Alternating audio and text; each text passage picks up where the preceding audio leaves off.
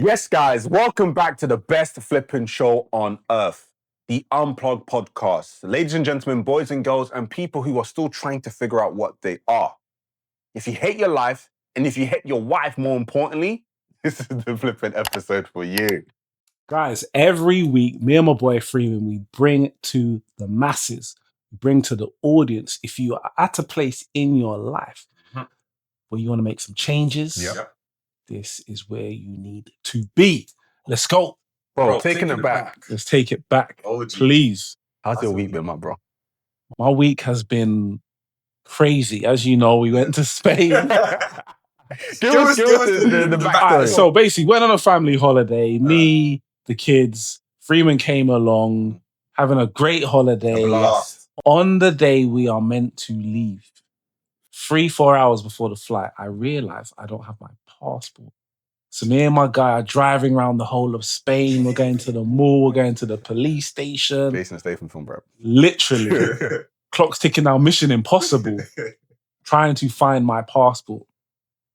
Anyway, cut a long story short, wasn't able to find my passport, missed my flight. My boy had done the biggest thing he could ever do for me and brought the kids back. So love for that, bro. Appreciate that. And then imagine 4 hours later, the mall called me and told me they found my bag. But by then, I'd already organised an emergency passport. And in the UK, when you get an emergency passport, they cancel your passport. So, but it all worked out because I got extra 3 days by myself in Spain. So I can't complain. But that's, in a nutshell, how my week's been. Cool. I was gonna say, my week was the bliss. I went on the same holiday to Spain. I didn't lose my passport, but I really enjoyed myself. I feel like it was a nice little breather. I think really needed. I really needed that anyway. I feel like it was good. I'm happy I very much took you up on that offer to go because it was just nice to do nothing. Yes. Or have the option to do nothing anyway. If I didn't want to, and I don't often get that. You know what I mean? So it's full on, and we always kind of like talk about like working. You know, I was always saying like we're working inside the business, not working on the business. So it's a good opportunity to reflect, just for us to actually kind of like not be in that typical business setting. So it was really, really cool.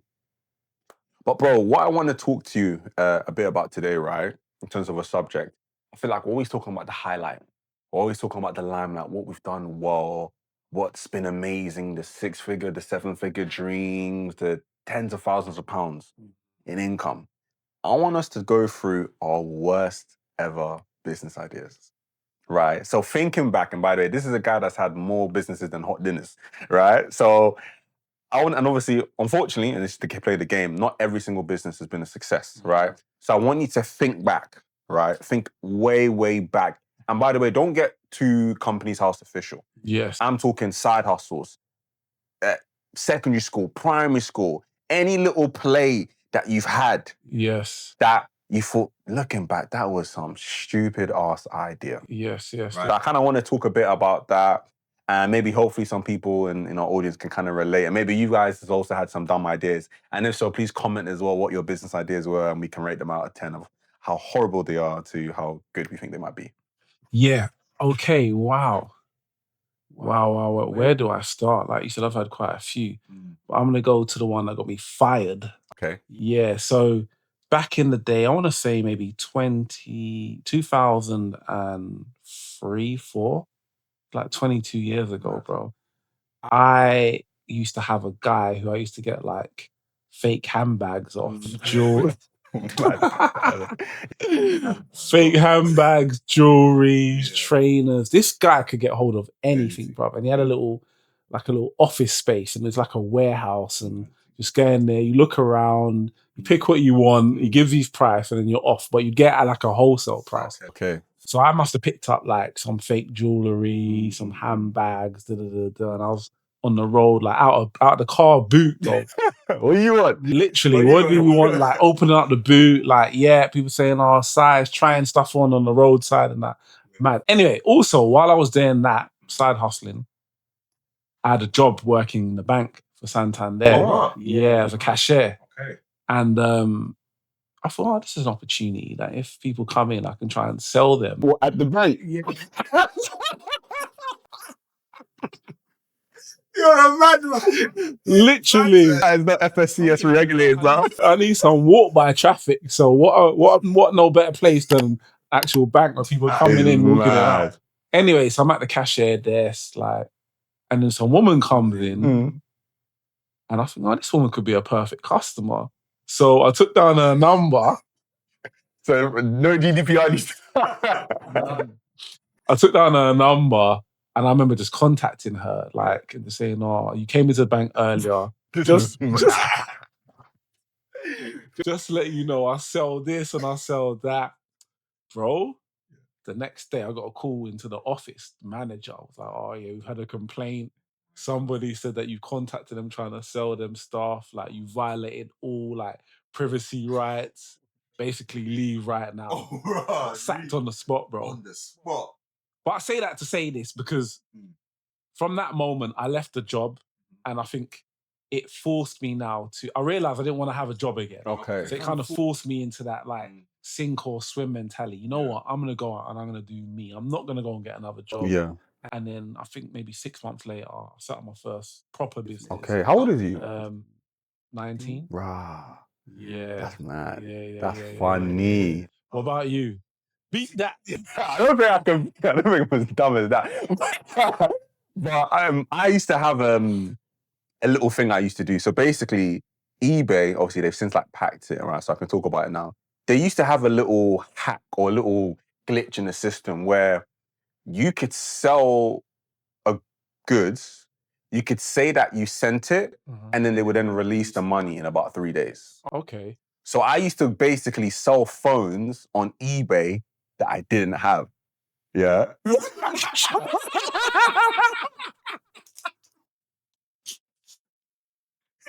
are you from again? Nigeria. No, man delivered. But basically, the reason why I think it was a bit of a dumb business, obviously one that's like just mad liability, do you get what I mean? So they used to have a glitch where I would get paid out.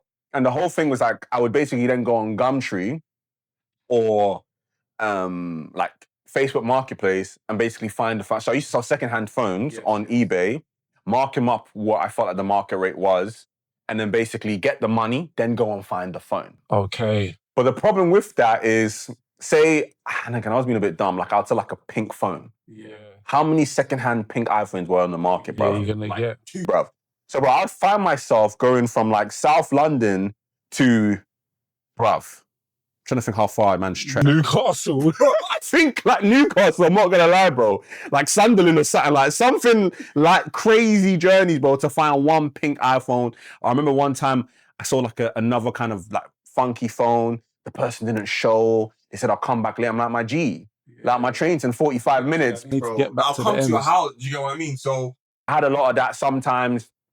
I get the gigabytes wrong. I'm advertising a 256. I sell a 128. So like that was like my, and I saw a bit of money. I'm not gonna lie. I saw a bit of money from it, but it was hard to kind of keep up with all the orders and to fulfill. And so, oh, this has a lot more scratches than the one. Do you get what I mean? A lot of return. Yeah. And there was one time, bro, I bought a phone, but it was like fresh. But obviously, I thought I was getting a brand new phone at a used. Sorry, I thought I was getting a brand new phone at a used price. So I thought I hit the lick because I built up a bit of cash. I got to a point where I built up a bit of cash. I can now kind of start buying the phones in advance. Okay. of the advertising. Buying your stock. Yeah. Literally. So I got my first stock, which is literally just one iPhone. Brand new iPhone.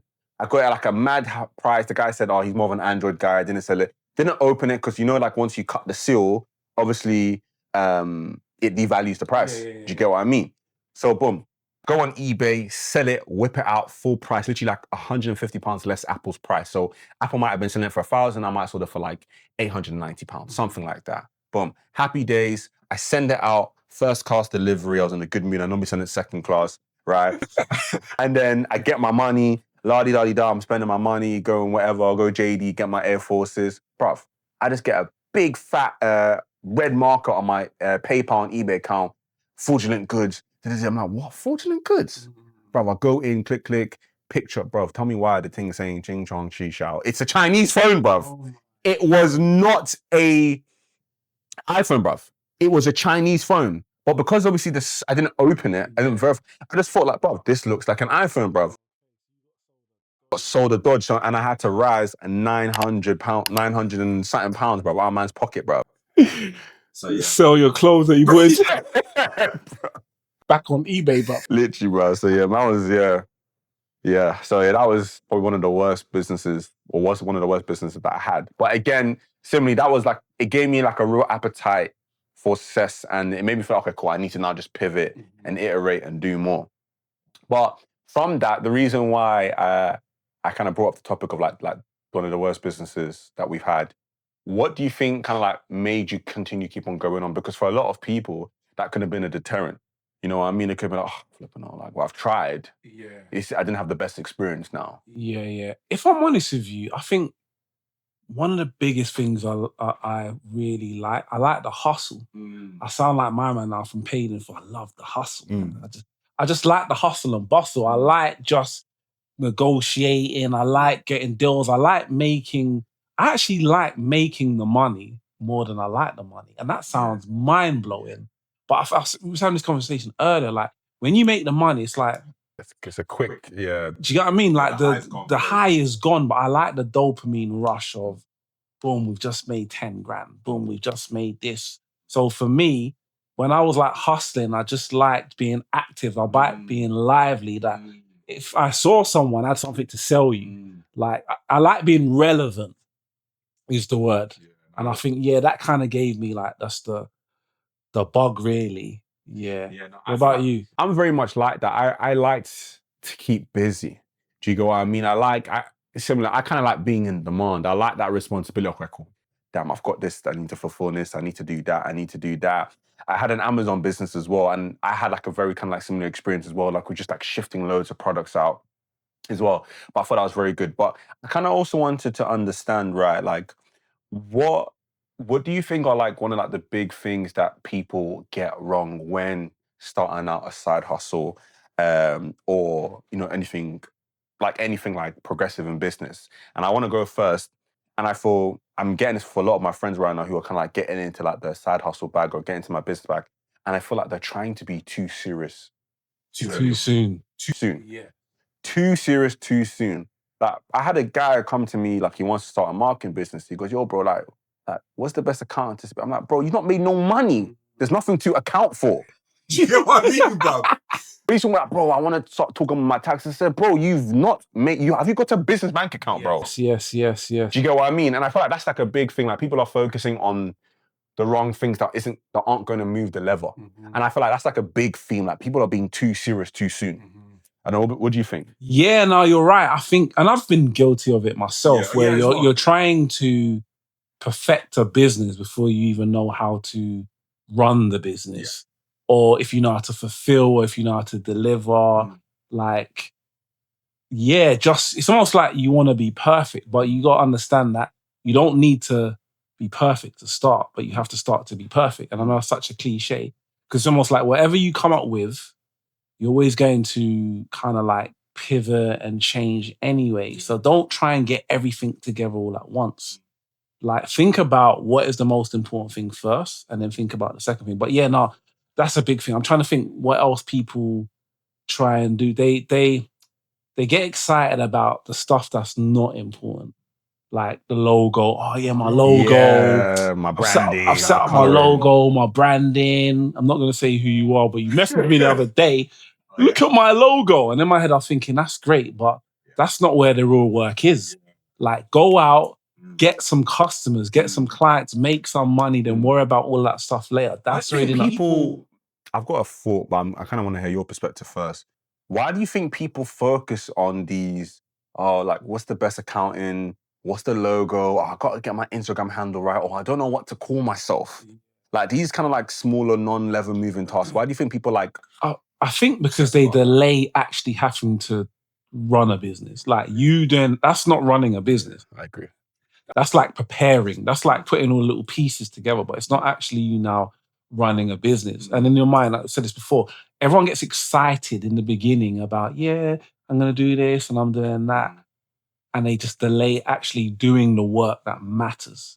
And I think that's the hardest part, actually doing the work that matters, actually going to get that client or creating that product or creating that service or, even leaving your job. Everyone gets excited about the thought of leaving their job, but it's the leaving the job that then takes you to the next level.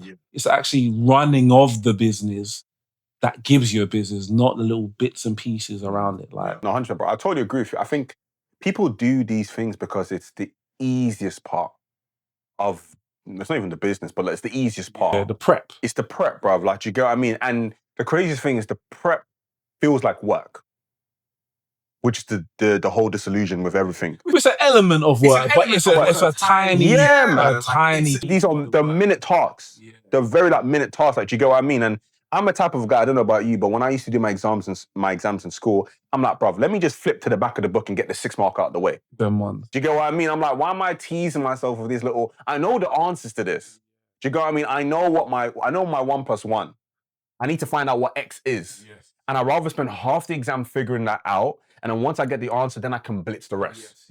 And that's kind of like, I don't know about you, but that's kind of like always been like my mentality. Like, what's the biggest lever, or not the biggest lever, but what's a lever that I can pull that I can see some form of a change? Now, I'm not saying we need to go from roads, like from rags to riches overnight, but like, how can I get my first customer? Do you get what I mean? Who is my customer? What am I selling? As opposed to like, when we open up our first branch location, like, should we open in Mayfair or Knightsbridge? Like, we're so far from that right now. What insurance should we get? You know what I mean, bro? Like, totally. So I think that's like, I think I totally agree with you. It's the easier the prep things, and people get so consumed by that. Yeah, and I think it's the feel-good stuff. It's the stuff that makes you feel good. Like, running a business is 9 times out of 10, it's not the greatest thing. It's really not. So people, they do all the stuff that makes them feel good about themselves, the stuff that's exciting, the stuff that they can run and go and tell other people, oh, look at this, look at that. But it's the actual delivery of the work that is the work. Yeah, not 100%. Are there any businesses, well, if you can say, I don't know, but are there any businesses that you can think of, either from people you know or from things that you've seen online, like, bruv, this is such a dumb business? Or on the flip side, you thought this is such a dumb business and has miraculously like turned out to be like the next best thing? Ooh, that's a hard one. I'm trying to think of one myself. I'm trying to think of one without offending people, but I don't really care right now. I might just say it. I'm thinking, I'm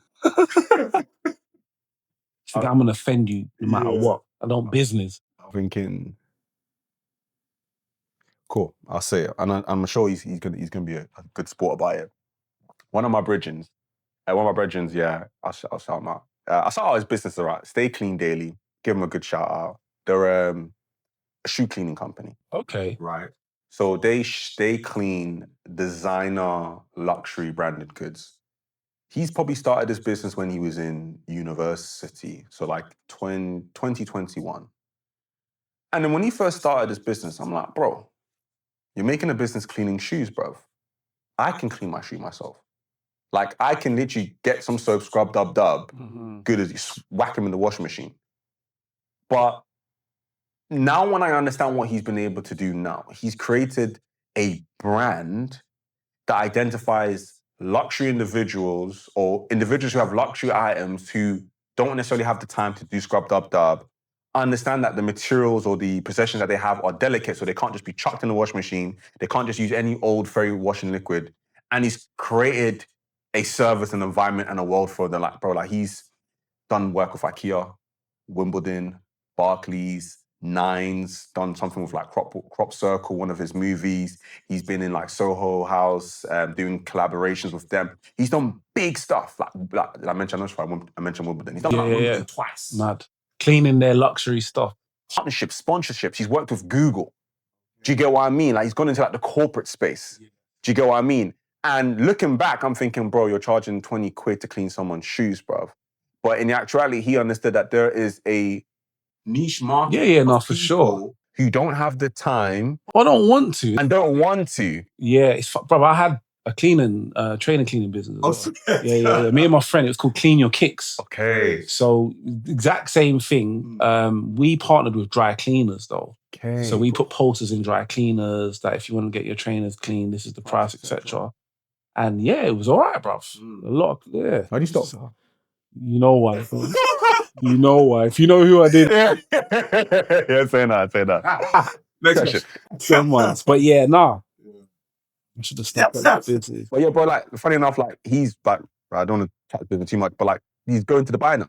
Oh, nice. Like, he's going to Dubai doing very, very big moves. So, like, shout you out, bro. You know who you are. And yeah, if you guys need your fresh cleans, kicks, I was wrong. Use the code Unplug to get no discount off.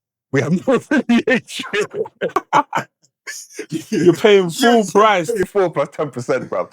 But yeah, no, I don't know if anything's come to your mind. Or some businesses you thought like these are such a dumb business. Or on the flip side where you thought it was a dumb one. Or maybe even something you thought that was a bit... Oh, I think we're supposed to be kind of covered that already.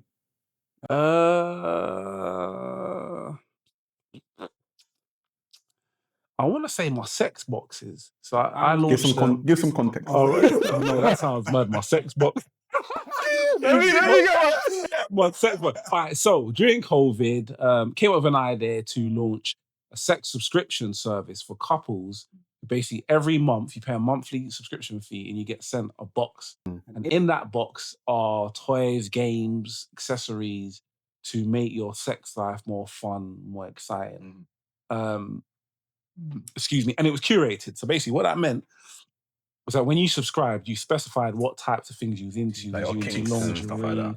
Like, was you into domination? And we basically curate your box and then basically send it to you. And I feel like at the time, it felt like a great idea. Like, I had one of those moments where I'm like, this is definitely going to work. There's a need for this.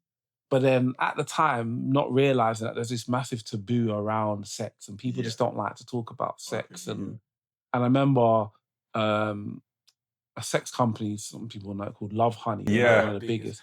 They actually used to do one and then they stopped doing it. And I think that should have been a sign that if Love Honey, one of the biggest sex companies in the world, has stopped doing it, then maybe it's not a good idea. But me being me, I'm like, nah, man, we can make this work. Trying to reinvent the wheel. Don't reinvent the wheel. Literally, success leaves clues and failure leaves clues as well. So yeah, I think for me, I thought that could have been a big one. It did all right, but I just feel we didn't probably have the resources, the financial backing to kind of make it work. And it was just, sex is just a funny space. Yeah, it is. Yeah, it's kind of like taboo. Like, not a lot of people Yeah, like. like Obviously, to everyone talk does about it. it. But Yeah, no one likes to talk about it. so yeah, that kind of makes sense. You know, I remember going to people like, do you want a sex box? I'm thinking, why are you acting like you don't have sex box? That's not for me. Yeah, no, I hear it. Okay, cool. Boring, dead, sexless relationship. Cool. So we've talked all about like the crappy businesses, the dead businesses that didn't end up working. So, as you know, we're all about practical steps, guys.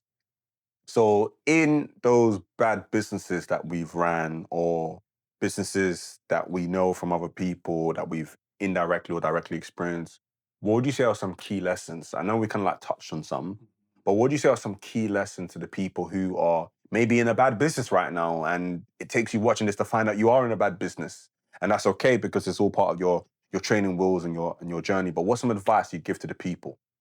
My first piece of advice would be, and I mentioned this earlier, success leaves clues. So if there aren't other people doing what you're doing, then there may not be that demand for what you're trying to do. And you don't want to be, in my opinion, first to market, because it's almost like you're testing to see if there's a market. And that's a lot harder than entering a market where there's already people making money. Like me and you are in the, short-term rental space. Imagine we were the first movers there. Like, it would have been crazy. Like, we're now trying to create demand for something that maybe there isn't demand. And I think when you go into something where there's other people already making money, it lets you know that there's proven demand. So now you just got to come in and think about, how can you be different? How can you be better? Can you offer a better service? Can you come in cheaper? Can you do it slightly different? But you're not guessing. And I think that's where a lot of my previous businesses have failed. Is that I've tried to reinvent the wheel and come up with these great, fantastic ideas. And in theory, they sound great, but in reality, they've been awful. Bro, I totally agree with you. I feel like a big thing, there's one thing like reinventing the wheel, but I always say, bro, rather than being an inventor, be a thief. The reason why, like you said, when you're an inventor, you're first to the market, you're the first time doing something, there's a lot of risk. You never really know when it's going to pay off, a lot of time. But when you're a thief, you're copying something from someone that they've already done. Now you just have to put your own little spin onto it. You put your own little flavor onto it. Like, think about, like, how many more new cars are coming to the market? How many more hypercars? How many more luxury cars? When Toyota or Ford or Mercedes or BMW came to market, there were probably dozens of other, like, major cars on the market. And that didn't stop people. They just put their own twist on it on mobile phones. So I'm a big believer in what you said.